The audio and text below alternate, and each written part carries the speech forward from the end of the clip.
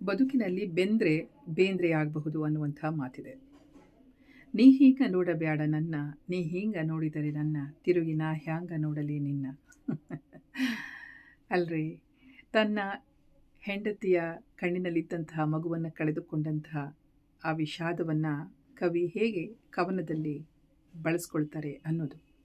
ಆಕೆಗೆ ಸಮಾಧಾನ ಮಾಡೋದಕ್ಕೆ ಪದಗಳಿಲ್ಲ, ಆದ್ರೂ ಕೂಡ ಕವಿತೆಯ ಮೂಲಕ ಹರಿಯುವಂತಹ ಸಾಂತ್ವನದ ಮಾತುಗಳು ಎಲ್ಲರ ಹೃದಯವನ್ನು ಕೂಡ ನಾಟುತ್ತೆ. ಯಾಕೆ ಇವಾಗ ನಾನು ವರಕವಿ ಡಾಕ್ಟರ್ ದರಾ ಬೇಂದ್ರೆ ಅವರ ಬಗ್ಗೆ ಹೇಳ್ತಾ ಇದ್ದೇನೆ ಅಂತ ಹೇಳಿದ್ರೆ, ಒಂದು ಸತಿ ಏನಾಗುತ್ತೆ ಅಂದರೆ, ಇವರು ನಡ್ಕೊಂಡು ಹೋಗಬೇಕಾದ್ರೆ ದಾರಿ ಮಧ್ಯದಲ್ಲಿ ಅವರ ಚಪ್ಪಲಿ ಕಿತ್ತು ಹೋಗುತ್ತೆ. ಪಾಪ ಏನು ಮಾಡ್ತಾರೆ, ಕಿತ್ತು ಹೋಗಿದ್ದಂತಹ ಚಪ್ಪಲಿಯನ್ನು ಕೈಯಲ್ಲಿ ಇಟ್ಕೊಂಡ್ಬಿಟ್ಟು ಎಲ್ಲೋ ಚಮ್ಮಾರ ಎಲ್ಲಾದರೂ ಇರಬಹುದು. ಚಮ್ಮಾರ ಅಂತ ಹೇಳಿದ್ರೆ ಕಾಬ್ಲರ್, ಓಕೆ, ಚಪ್ಪಲಿಯನ್ನು ರಿಪೇರಿ ಮಾಡೋರು, ಅವರನ್ನು ಹುಡುಕೊಂಡು ಬಿಟ್ಟು ಬರ್ತಾರೆ. ಸೊ ಎಲ್ಲೋ ಒಂದು ಕಡೆ ಒಬ್ಬ ಚಮ್ಮಾರ ಸಿಗ್ತಾನೆ, ಅದು ಮಠ ಮಧ್ಯಾಹ್ನ ಬಿರು ಬಿಸಿಲು.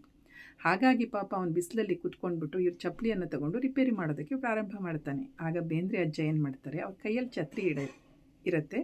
ಅವರು ಛತ್ರಿಯನ್ನು ಚಮ್ಮಾರನಿಗೂ ಕೂಡ ಹಿಡಿದಾಗ ಆತ ಕೇಳ್ತಾನೆ, ಅಯ್ಯೋ ಇದೇನು, ನಾನು ಪ್ರತಿ ದಿವಸ ಬಿಸಿಲಲ್ಲೇ ಕುತ್ಕೊಂಡ್ಬಿಟ್ಟು ನಾನು ಚಪ್ಪಲಿಯನ್ನು ಹೊಲಿಯೋದು, ನನ್ನ ಕೆಲಸವನ್ನು ಮಾಡೋದು, ಯಾಕೆ ಛತ್ರಿ ಅದೆಲ್ಲ ಅಂತ ಹೇಳಿದಾಗ ಬೇಂದ್ರೆ ಏನು ಹೇಳ್ತಾರೆ ಗೊತ್ತಾ, ನೀನು ನಿನ್ನ ಕೆಲಸ ಮಾಡ್ತಾ ಇದ್ದೀಯಾ, ನಾನು ನನ್ನ ಕೆಲಸ ಮಾಡ್ತಾ ಇದ್ದೀನಿ ಅಂತ.